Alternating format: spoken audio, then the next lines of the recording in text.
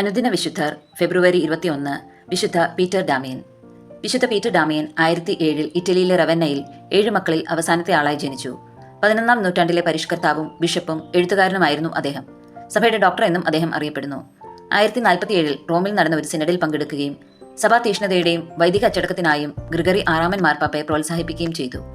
1057 Stephen 9-ാമൻ മാർപ്പാപ്പ Peter ഡാമിയനെ വൈദികരെ നവീകരിക്കാൻ സഹായിക്കുന്നതിനായി റോമിലേക്ക് വിളിച്ചു. മാർപ്പാപ്പ അദ്ദേഹത്തെ ഓസ്റ്റിയയിലെ കർദിനാളും ബിഷപ്പും ആക്കി. വൈദികരുടെ പരിഷ്കാരങ്ങൾ കൊണ്ടുവരാനുള്ള ശ്രമത്തിൽ അദ്ദേഹം നിരവധി കത്തുകൾ എഴുതി. ലൈംഗിക അതിക്രമങ്ങളെ അഭിസംബോധന ചെയ്തു. ബിഷപ്പുമാരെ വെല്ലുവിളിച്ചു. ആശ്രമങ്ങളെ നവീകരിച്ചു. വിശുദ്ധിയുടെ ഗംഭീരമായ വ്യക്തിപരമായ സാക്ഷ്യവും നൽകി. 1072 പീറ്റർ ഡാമിയൻ പനി ബാധിച്ചു മരിച്ചു.